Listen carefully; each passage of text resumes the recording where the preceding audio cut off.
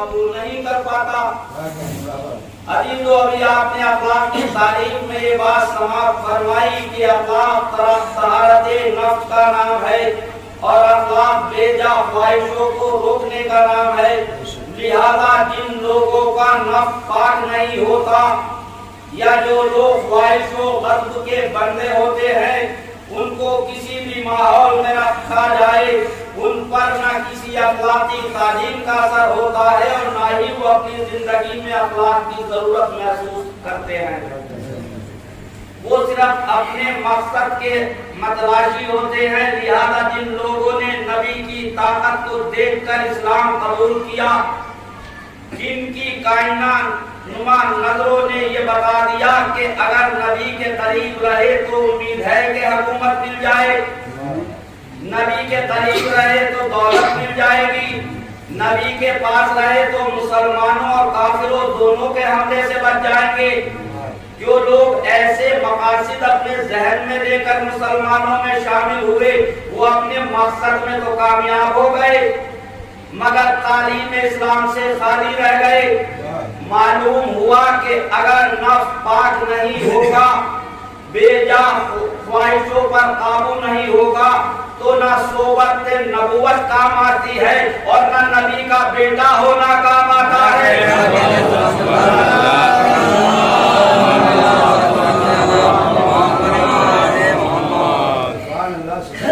اخلاق انسان کو یہ تعلیم دیتا ہے کہ آدمی انانیت اور فرعونیت سے محفوظ رہے، اس لیے کہ جب انسان میں انا پیدا ہو جاتی ہے، جب انسان میں غرور پیدا ہو جاتا ہے، جب انسان یہ سمجھنے لگتا ہے کہ میں سب کچھ ہوں، میرے سامنے سب دلیل ہے، تو اس کے بعد وہ کسی کی حاکمیت کو قبول نہیں کرتا اور نہ ہی کسی کی بات ماننے کے لیے تیار ہوتا ہے۔ دنیا جانتی ہے کہ فرعون مغرور بادشاہ تھا، وہ خدا نہیں تھا، اور خود فرعون کو معلوم تھا کہ میں خدا نہیں ہوں، لیکن وہ اس کی انا تھی جو اس کو خدا بنائے ہوئے تھی، اور اس کے دوست اس کے چاہنے والے، اس کو ماننے والے جناب موسیٰ کے معجزات دیکھنے کے باوجود بھی اس کو خدا مان رہے تھے۔ اس کے علاوہ مرسل اعظم کی تاریخ دیکھیں کہ عیسائی پیغمبر اسلام کی خدمت میں بحث کرنے کے لیے آئے کہ ہم عیسیٰ کو خدا کا بیٹا مانتے ہیں اور تم ان کو اللہ کا بندہ مانتے ہو، تمہارے مقابلے میں حق پر ہم ہیں، اس لیے کہ عیسیٰ کے کوئی باپ نہیں تھا۔ جناب رسول خدا نے فرمایا کہ آدم کے بارے میں تمہارا کیا خیال ہے؟ ان کے نہ ماں تھی نہ باپ تھے، وہ عیسیٰ سے زیادہ خدا کا بیٹا ہونے کا حق رکھتے ہیں۔ انہوں نے کہا نہیں، آدم تو اللہ کے بندے تھے۔ عیسائی دلیل میں ہار چکے تھے لیکن ماننے کے لیے تیار نہیں تھے اور بحث کرتے رہے۔ نبی قرآن سے دلیل دے رہے ہیں کہ عیسیٰ خود فرماتے ہیں کہ میں اللہ کا بندہ ہوں، اس نے مجھے کتاب عطا کی ہے اور نبی نے نبی بنایا ہے۔ قرآن کے اس واضح فرمان کے بعد بھی عیسائی مطمئن نہ ہوئے۔ سوال یہ ہے کہ کیا رسول اللہ کو معلوم نہیں تھا کہ یہ کسی طرح مسلمان ہونے والے نہیں؟ ان سے بحث کرنا بیکار۔ جب یہ کلام الہی کی بات نہیں مانتے تو کس کی مانیں گے؟ اللہ نے اپنے رسول کو حکم دیا سورہ آل عمران میں، اے رسول جو تم سے عیسیٰ کے بارے میں بحث کرے جبکہ تمہارے پاس علم آ چکا ہے تو کہہ دو کہ آؤ ہم اپنے بیٹوں کو بلائیں اور تم اپنے بیٹوں کو بلاؤ، اور ہم اپنی عورتوں کو بلائیں اور تم اپنی عورتوں کو بلاؤ، ہم اپنے نفسوں کو بلائیں تم اپنے نفسوں کو بلاؤ، اور پھر مباہلہ کرے اور جھوٹوں پر اللہ کی لعنت قرار دے۔ بے شک یہ سچا قصہ ہے۔ جب قرآن نے اس کو سچا قصہ کہہ دیا تو دنیا کی کوئی تاریخ اس کو جھوٹا نہیں کہہ سکتی۔ بے شک بے شک۔ بات ایسی عقل مندانہ تھی کہ عیسائی انکار نہ کر سکے۔ ایک ہی آیت نے عیسائیوں کو بھی ماننے پر مجبور کر دیا اور مسلمانوں کو بھی ماننے پر مجبور کر دیا، اس لیے کہ مسلمان کہتے تھے کہ قرآن کافی ہے، کسی دوسری چیز کی ضرورت نہیں، مگر آیت نے بتا دیا کہ جب قرآن اور رسول سے بات نہ بنے تو اہل بیت کے سامنے سر جھکانا پڑے گا۔ مسلمان سوچے کہ ہدایت کی منزل میں جب تنہا قرآن خود صاحب قرآن کو کافی نہ ہوا تو امت کے لیے کیسے کافی ہو جائے گا؟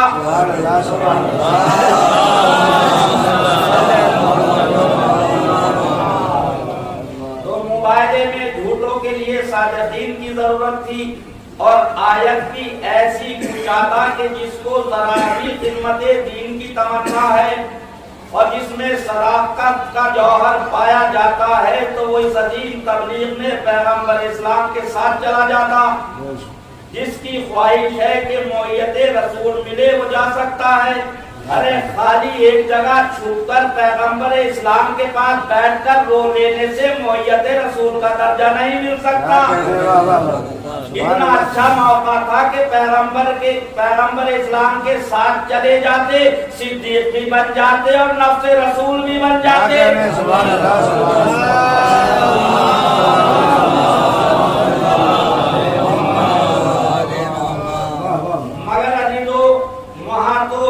پانی میں ہاتھ ڈالے، موٹی مچھلی کی ضرورت تھی تو عزیزو ایسی مچھلی تو وہی دے سکتے ہیں جو آپ کی محبت میں دیوانے ہوں، لیکن حقیقت یہ ہے کہ جس کے پاس اپنی ذاتی کوئی فضیلت نہیں تھی وہ نہیں گیا، اور جس کو اللہ نے فضیلتوں کا مجموعہ بنا کر بھیجا تھا وہ گیا۔ ان کے جانے کا انداز ہی اتباع رسول کو واضح کر رہا تھا۔ حسن و حسین جز رسالت بن کر چل رہے تھے، یعنی امام حسین گود میں تھے، رسول اللہ ان کو ایک ہاتھ سے اٹھائے ہوئے اور ایک ہاتھ رسالت کا امام حسن پکڑ کر چل رہے تھے۔ اب چاہے یہ کہہ دیجئے کہ مرسل اعظم کے ہاتھوں میں امامت تھی، یا یہ کہہ دیجئے کہ امام حسن اور امام حسین کے ہاتھوں میں رسالت تھی۔ سبحان اللہ سبحان اللہ۔ رسول خدا کے قدم بقدم چلتے ہوئے حضرت علی اور جناب فاطمہ زہرا تھے، ان کے علاوہ تمام امت میں کوئی ایسا نہیں تھا جس کا ہر قول اتباع رسول ہو، لیکن یہ جاننے والے ایسے معصوم تھے جو وحی پروردگار کے سانچے میں ڈھلے ہوئے، جن کے صرف قول و فعل ہی مرضی خدا رسول کے مطابق نہیں تھے، بلکہ ان کے قدم بھی مرسل اعظم کے قدموں کے ساتھ ساتھ اٹھ رہے تھے۔ سبحان اللہ۔ یہ فضیلتوں کا قافلہ خرامہ میدان مباہلے میں پہنچ گیا۔ چادر تطہیر کے مکینوں کی عظمت دیکھ کر عیسائیوں نے مباہلہ کرنے سے انکار کر دیا۔ پہلے بحث میں ہارے تھے، اب مباہلے میں ہار گئے۔ بحث اور عظمت میں ہارا ہوا آدمی دست درازی پر اتر آتا ہے، لیکن باقیوں کی عظمت دیکھ کر وہ جنگ بھی نہ کر سکے بلکہ ہتھیار ڈال دیے اور اس کے ساتھ جزیہ دینے کا وعدہ بھی کیا، جس میں ہتھیار بھی تھے، یعنی ہر سال ہتھیار پیش کر کے اپنے ہارنے کا اعتراف بھی کریں گے۔ ہارنے کا مطلب یہ ہے کہ نبی اپنی بات میں سچے ہیں اور عیسائی باطل پر ہیں۔ عیسائیوں کے سردار نے آل محمد کو دیکھ کر کہہ دیا تھا کہ ان سے مباہلہ نہ کرنا۔ ان کی صورتیں بتا رہی ہیں کہ یہ ایسے سچے ہیں کہ نہ ہونے والی بات بھی منہ سے نکال دیں تو وہ ہو جائے گی۔ اگر یہ پہاڑ کو بھی اشارہ کر دے تو پہاڑ بھی اپنی جگہ سے چلنے لگے گا۔ تو تاریخ کے اس عظیم واقعے نے، جس کو قرآن نے سچا قصہ کہا اور واضح کر دیا کہ نفسانی خواہشات ایسی ہی ہوتے ہیں کہ وہ حق کو ٹھکرانے پر مجبور کر دیتے ہیں۔ اب نہ کہنا کہ اگر غدیر والی بات حق تھی تو صحابہ نے مانا کیوں نہیں۔ واہ واہ واہ۔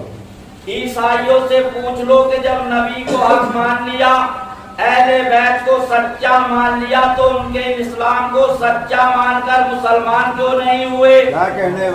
معلوم ہوا وہ عیسائیوں کی انانیت تھی جو حق ثابت ہونے کے باوجود ان کو باطل پر قائم رکھے ہوئے تھی۔ اس لیے عالم اخلاق میں اس بات کو سختی سے منع کیا ہے کہ انسان خواہشات